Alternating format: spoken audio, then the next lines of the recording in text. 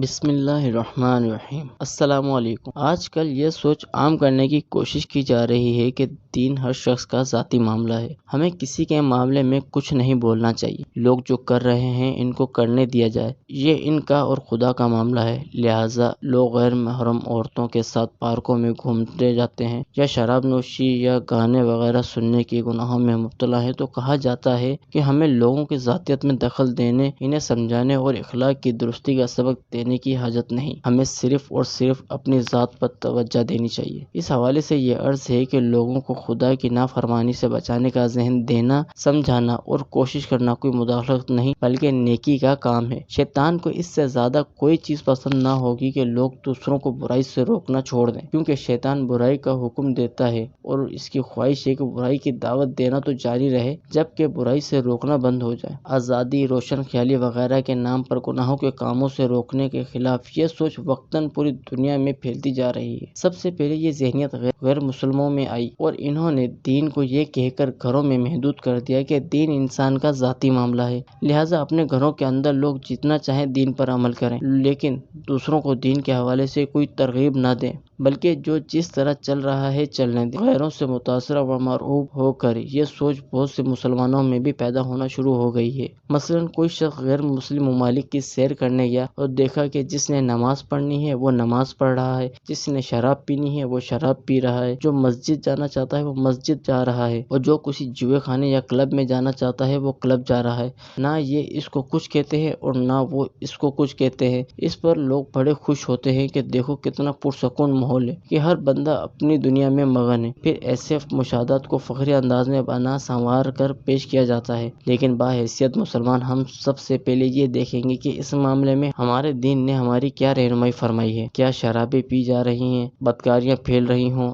جوئے خانے آباد ہوں، بے حیائی عام ہو، گناہوں کا بازار گرم ہو، تو کیا ایسے موقع پر برائیوں سے روکنے کی کوشش کرنا یا اس پر خاموش رہنا ہماری مرضی پر ہے؟ ہم چاہیں تو بولیں اور چاہے تو نہ بولیں، یا ہمارے لیے کچھ خاص حکم ہے؟ اس کا جواب یہ ہے کہ قرآن و حدیث میں اس کے متعلق بڑے واضح احکام ہیں۔ قرآن میں اللہ تبارک و تعالیٰ نے ہمیں باحیثیت امت مخاطب کرتے ہوئے ارشاد فرمایا، تم بہترین امت ہو جو لوگوں کی ہدایت کے لیے ظاہر کی گئی، تم بھلائی کا حکم دیتے ہو اور برائی سے منع کرتے ہو۔ معلوم ہوا کہ نیکی کی دعوت دینا اور برائی سے منع کرنا امت کا فریضہ ہے جس کو ادا ہی کریں گے، اسے ترک نہیں کیا جا سکتا۔ یوں ہی ایک مقام پر فرمایا، ترجمہ کنز العرفان، اور تم میں سے ایک گروہ ایسا ہونا چاہیے جو بھلائی کی طرف بلائے اور اچھی بات کا حکم دے اور بری بات سے منع کرے، اور یہی لوگ فلاح پانے والے ہیں۔ ان آیات سے واضح ہوتا ہے کہ ہمیں یہ اجازت نہیں کہ ہم برائی دیکھیں اور سمجھانے یا روکنے کی قدرت کے باوجود آنکھیں بند کر لیں۔ برائی سے روکنے کا عمل چھوڑنے پر اللہ تعالیٰ نے پچھلی امتوں کے حوالے سے بھی سخت وعیدیں بیان کی ہیں۔ چنانچہ فرمایا، ترجمہ کنز العرفان، بنی اسرائیل میں سے کفر کرنے والوں پر داؤد اور عیسیٰ بن مریم کی زبان پر سے لعنت کی گئی۔ جن جرائم کی وجہ سے ان پر لعنت کی گئی ان میں سے ایک جرائم یہ بیان کیا، ترجمہ کنز العرفان، اور وہ ایک دوسرے کو کسی برے کام سے منع نہ کرتے تھے جو وہ کیا کرتے تھے، گویا ان کا طرز عمل یہ تھا کہ وہاں برائی، گناہ، معصیت، سرکشی، نافرمانی خدا کے احکام سے منہ پھیرنا عام تھا، لیکن انہیں اس پر کوئی غیرت و اہمیت محسوس نہ ہوتی تھی۔ ہر بندہ اپنی دنیا میں مست تھا، کہتے تھے میں تو اپنی ذات کو دیکھوں گا، مجھے دوسروں کی ذاتیت میں دخل دینے کی حاجت نہیں، دوسرا جو کر رہا ہے وہ اس کے ساتھ ہے، اس نے اپنے قبر میں جانا ہے اور مجھے اپنی قبر میں جانا ہے۔ لیکن اللہ تعالیٰ نے ان کے اس طرز عمل کو ان کے جرم کے طور پر بیان کیا اور ایک دوسرے کو منع نہیں کرتے تھے اس برائی سے جس برائی کا وہ کو مرتکب تھی، یعنی اس معاشرے میں برائیاں تھیں لیکن وہ اس سے منع نہیں کرتے تھے، یہی چیز اس کا سبب بن گئی۔ اللہ کے دو نبیوں نے ان پر لعنت کی۔ یوں ہی قرآن پاک میں ایک اور جگہ اللہ تعالیٰ نے بنی اسرائیل کے علماء اور درویشوں کے جرائم بیان کیے کہ ان پہ اللہ تعالیٰ کا غضب کیوں اترا، خدا نے ان پر لعنت کیوں کی اور وہ لوگ خدا کے غضب کا شکار کس وجہ سے ہوئے۔ ان کے جرائم کی جو فہرست بیان کی گئی اس میں بیان کیا گیا ہے، ترجمہ کنز العرفان، ان کے درویش اور علماء انہیں گناہوں کی بات کہنے اور حرام کھانے سے کیوں نہیں منع کرتے، بے شک یہ بہت ہی برا کام کر رہے ہیں۔ یہ ان لوگوں کے لیے خدا کی ڈانٹ تھی اور ان کے علماء ظاہر یعنی فقہا اور علماء باطن یعنی درویشوں، راہبوں، صوفیوں اور اپنی قوم کو گناہ کی بات کہنے سے اور حرام کھانے سے کیوں منع نہیں کیا۔ حرام کھانا کیا تھا؟ یہی کہ قوم میں سود، رشوت، خیانت، ملاوٹ، دھوکہ دہی عام تھی۔ حرام و حلال کی تمیز نہیں تھی، اور گناہوں کی بات کیا تھی؟ یہی کہ لوگوں میں جھوٹ، غیبت، بہتان تراشی، گالیاں، فحش بکنا عام تھا، لیکن ان کے علماء اور درویش خاموش تھے، اور نتیجہ یہ ہوا کہ غضب الہی کا شکار ہوئے۔ لہٰذا ایسی بے پرواہی کے ہمارے دین میں اجازت نہیں کہ بے حیائی عام ہو، اللہ اور بندوں کے حقوق پامال ہو رہے ہوں، اور لبرلزم کا شوق پورا کرنے کے چکر میں یہ کہا جائے کہ مذہب لوگوں کا ذاتی معاملہ ہے، اور ہم اس معاملے میں بالکل خاموش رہیں گے۔ ہمیں ان کے اخلاق کی درستگی کا سبق دینے کی حاجت نہیں، ہمیں صرف اور صرف اپنی ذات پر توجہ دینی چاہیے۔ یہ سوچ ہرگز اسلامی نہیں، بلکہ قرآن و حدیث کی صحیح تعلیمات کے خلاف ہے۔ اللہ تعالی ہمیں دین اسلام کا سچا مبلغ بنائے، آمین۔